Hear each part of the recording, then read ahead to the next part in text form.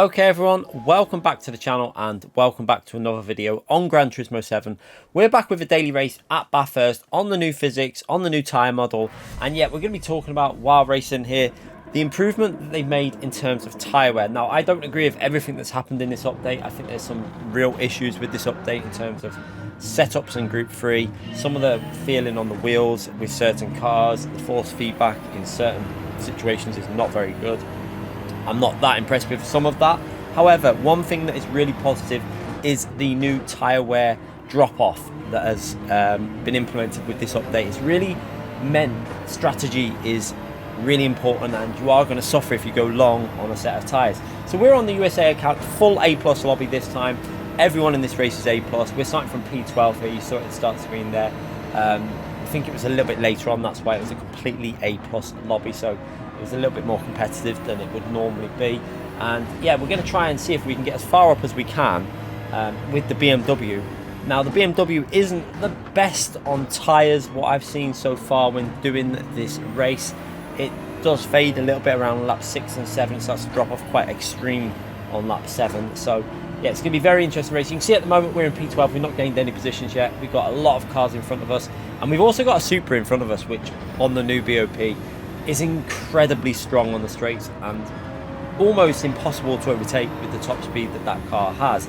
So going into the downhill section, we've got side-by-sides. This is just looking very, very messy, and this is a perfect situation to test out this new tyre model really, because we're probably not going to be in a good situation if we stay out and try and overtake these cars, because overtaking the Supra could lead to 2 or 3 laps of just getting stuck behind it. So in this situation now, my thought process is we're probably going to go for the no tyre change. So we're going to go in the pits on lap 1, go straight back out without pitting, and then struggle like crazy on the last 2 to 3 laps when the tyre drop-off really kicks in. You can see now, I don't think the car in front was really changing gear at the correct point with that Supra, because he seemed to not be accelerating as much as you'd expect from the Supra. So he probably revved out 5th gear, where you're supposed to short shift 5th to 6th about 50%. The other gears you rev out with it, but in the Supra around 5th gear, you want to shift around 50% on the rev bar. So there, we're going to go into the pits and get out of that traffic. You can see that's just got chaos written all over it. 6 cars, 7 cars, all tightly packed together.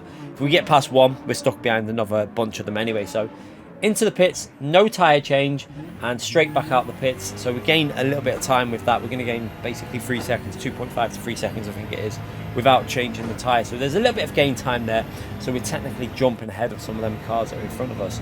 Now we come to the end of lap 3, which is our first full lap without obviously pitting and stuff. So we're not going on an amazingly great lap here. It's a 201.9. It's not the quickest, but we're just trying to get ourselves warmed up and get into a rhythm. So again, starting the next lap here, lap 4, and we can see we've actually got some cars in front of us already. I'm not sure what's gone on, probably some sort of incident, and by the time we get up here, we've got a yellow flag, we've got another car off track, and that's separate to the 2 cars that are in front of us. Now this is a really awkward situation, because we're going to have to go around the outside on this part of the track, and it's always a little bit sketchy if you try and go around the outside there on the top of the hill at Bathurst. Very risky overtake, but we managed to get that done.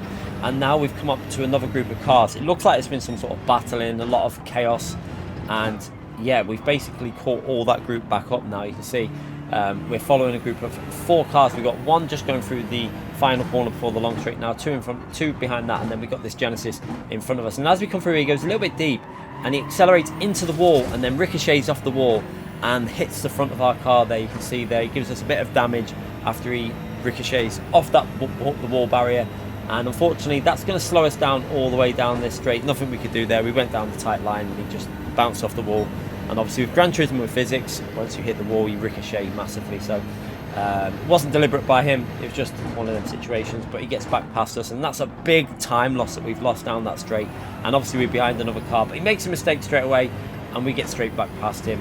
And eventually that damage has gone now, so we're going to finish this lap. But you can see straight away we've gone from probably going on for a 201.6 or 7, but obviously with that little bit of chaos, we've gone over the line there now on a 203.9. It looks like, so 2 seconds lost pretty much in 1 lap already, and that's not the greatest when you're going for the strategy that we're going for here. You need to be able to get ahead and give yourself a bit of gap so you can run smooth lines towards the end. Now we're skipping ahead to lap 5, and then on the downhill section here, we come to the downhill section and the Lamborghini's out of control, so we have to really back off there massively, but he actually backs out and quits, which was kind of handy because it meant I could get back on the throttle. But another little bit of time lost on lap 5 before the other cars probably are going to pit in front of us. So not sure how we're going to fare in this race as we come to the finish line, over the line on lap 5. Now more cars are in the pits there. You can see we've got a couple of more cars in front of us, and that's bumped us up to P5. But you can see there 1.6 seconds off pace.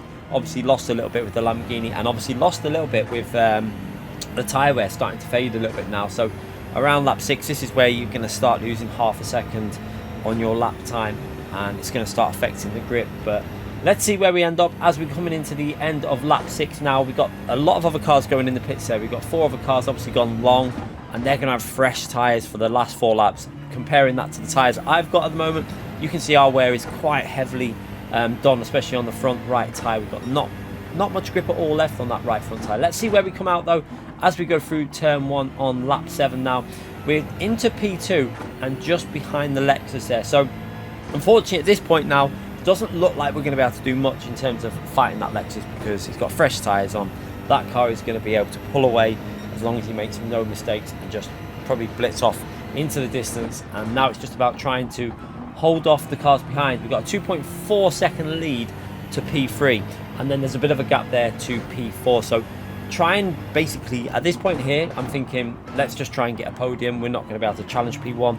We'll just try and use his slipstream and let him drag us forward, because we're not going to be able to overtake him. So just try and use some slipstream, try and benefit from it. We're getting a lot of understeer now on lap 7. The tyre is pretty much starting to fade now. Around 50% is where you start noticing a big loss of grip on this current tyre model. It's so much better than what it used to be.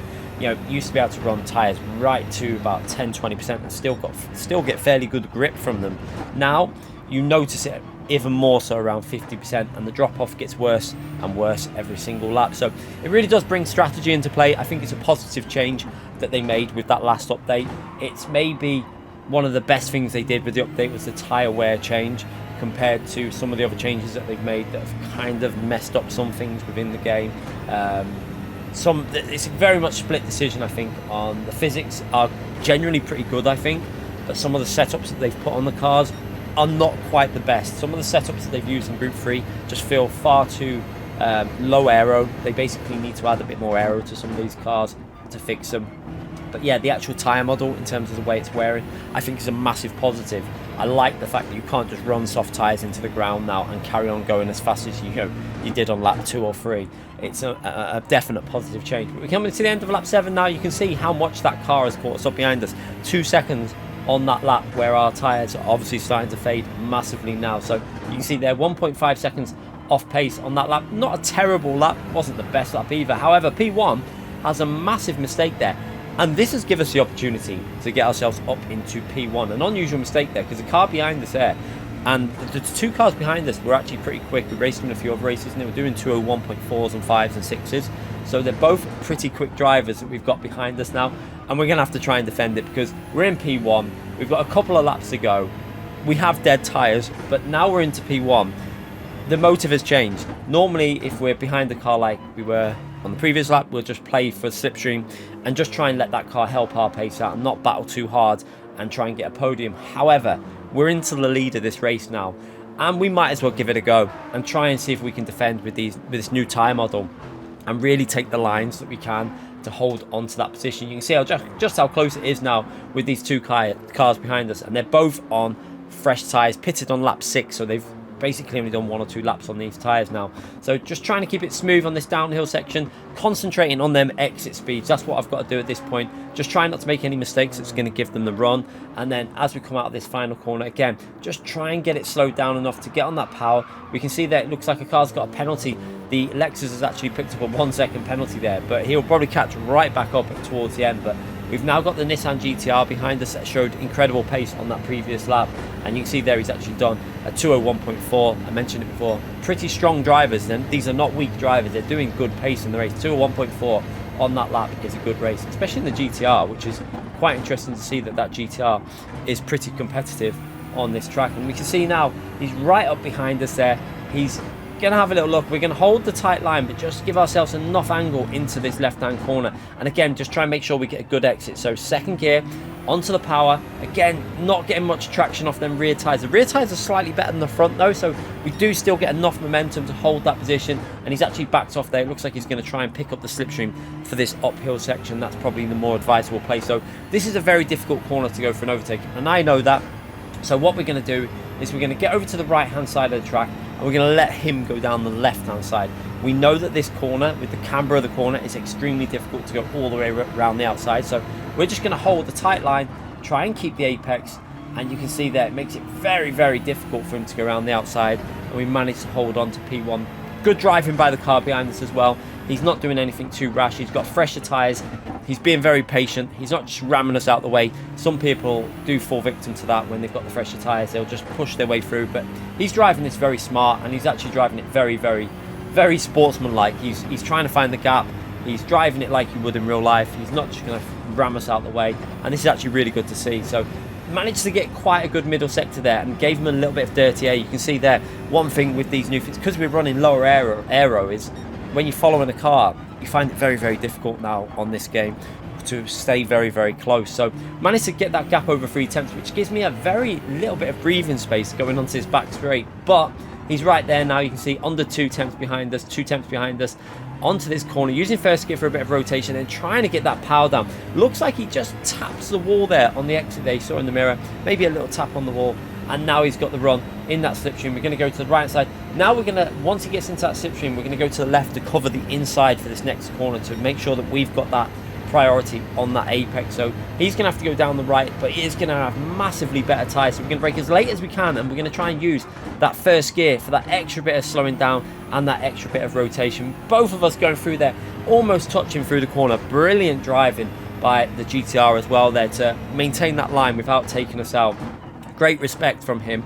And now into the final corner to start the last lap. We're managing to hold on here with these tyres that I can tell you, if anyone's tried driving tyres like this on this current time model, the grip is pretty much non-existent. You lose massive downforce. You can see that last lap, 204. Realistically, we probably would be doing low 203s if we were on our own, but because we're obviously defending every corner, we're losing even more every single corner. So yeah, we probably would be a little bit quicker, but still, they're 2 seconds a lap slower basically at this point now than what a fresh set of tyres would do. So again, he's going to try and go around the outside. He runs a little bit wide there, you can see, and he gets a little bit on that dirty side of the track there onto the curb, loses control, and the Lexus is going to get back past now. So now we've got that Lexus again, which is a bit faster on the straights. So this is a different type of battle. We've also got another car that has joined the battle there in P4. So we're holding up 3 cars behind us, just trying to hang on with this tyre that is completely dead. The right front has no grip at all. You can see it through this long left-hand corner. 128, 29. Normally we're hitting 140s before we get into this left-hand corner. So losing a lot of momentum through there. And now into this downhill section. Just trying to keep it steady. Trying not to do too early on the throttle because these tyres will snap now with this tyre wear that's on the car. They're just losing all performance at this stage. And now we're going into that final corner. This is the most important corner of the whole race pretty much now. And as we get down here, we use that first gear for a bit of rotation. It looks like the Lexus loses a bit of control. It looks like he hit the wall also. And he's actually picked up a 0.5 second penalty there. So he's going to lose around about 8 tenths.